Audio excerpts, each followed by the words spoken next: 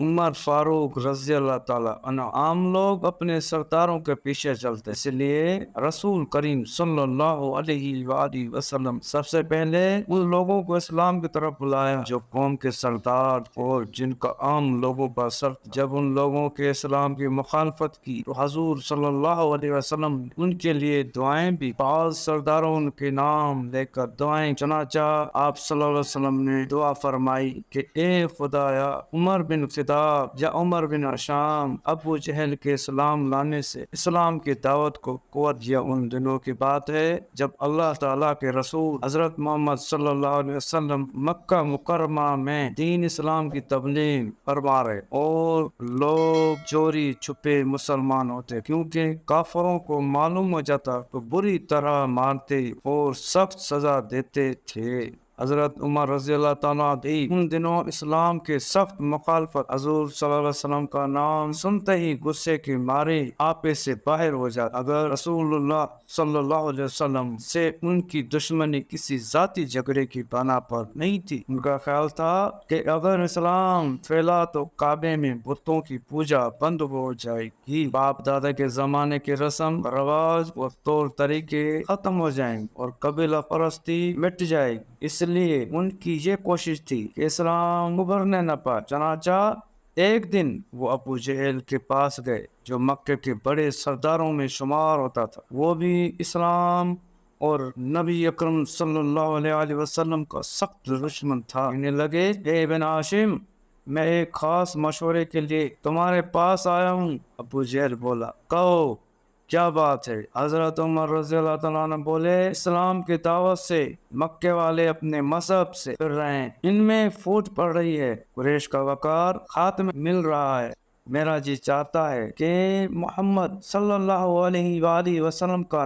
کام تمام کر دوں تاکہ جھگڑا ہی ختم ہو جائے۔ ابو جہل نے کہا اے خطاب کے بیٹے، اگر تم یہ کام کر گزرو تو میں تمہارا نام عرب میں عزت سے لیا جائے گا، قریش کے سردار ہمیشہ تمہارے احسان مند رہیں اور تم پر فخر کریں۔ عرض ابو جہل کے ابھارنے پر، جوش دلانے پر حضرت عمر رضی اللہ تعالیٰ عنہ حضور اکرم صلی اللہ علیہ وسلم کے قتل کا پکا ارادہ کر کے نکلے۔ راستے میں ایک شخص نے ان کے تیور دیکھ کر پوچھا عمر خیر تو ہے؟ تلوار لیے کہاں جا رہے ہو؟ جواب دیا محمد صلی اللہ علیہ وسلم کو قتل کرنے جا رہا۔ یہ سن کر اس شخص نے کہا پہلے اپنے بہن بہنیوں کی تو خیر خبر لو، وہ مسلمان ہو چکے ہیں۔ یہ سن کر حضرت عمر رضی اللہ تعالیٰ عنہ کا غصہ اور بھی تیز ہو گیا، سیدھے اپنے بہن فاطمہ کے گھر گئے۔ وہ اس وقت قرآن مجید کی تلاوت کر رہی تھی۔ عمر کی آواز سن کر چپ ہو گئیں اور قرآن مجید کے فرق چھپا دیے۔ حضرت عمر رضی اللہ تعالیٰ عنہ اندر گئے اور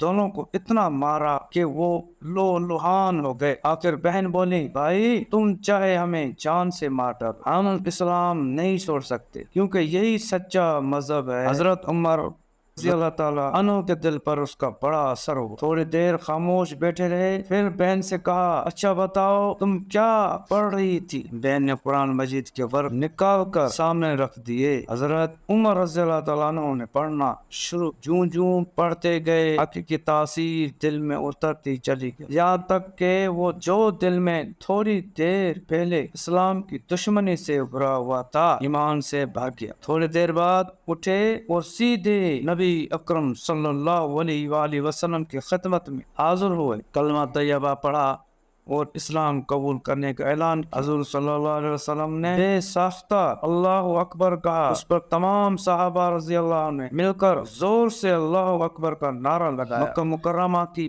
پہاڑیاں گونج اٹھی۔ حضرت عمر رضی اللہ تعالیٰ عنہ اسلام لانے سے مسلمانوں کی بڑی قوت حاصل ہوئی۔ اب تک مسلمان گھروں میں چھپ کر نماز پڑھتے تھے۔ حضرت عمر رضی اللہ تعالیٰ عنہ نے کہا ہم چوری چھپے عبادت کیوں کریں؟ چنانچہ وہ کعبے میں گئے، کفار سرداروں کے سامنے اسلام کا اعلان کیا اور نماز ادا کی۔ یہ دیکھ کر کافروں میں خلبلی مچ گئی۔ غرض حضور اکرم صلی اللہ علیہ وآلہ وسلم کی دعا کی برکت سے حضرت عمر رضی اللہ تعالیٰ عنہ کو اسلام لانے کی سعادت نصیب، انہوں نے آگے چل کر اسلام کی ایسی خدمت کی کہ تاریخ میں ان کا نام ہمیشہ روشن رہے گا۔ حضرت ابو بکر صدیق رضی اللہ تعالیٰ عنہ کے وفات کے بعد حضرت عمر فاروق خلیفہ ہوئے، اسلام سلطنت عرب سے باہر دور دور تک پھیل تھی۔ حضرت عمر فاروق رضی اللہ تعالیٰ عنہ اسلام شریعت کے معاملے میں اتنے سخت تھے کہ جو بھی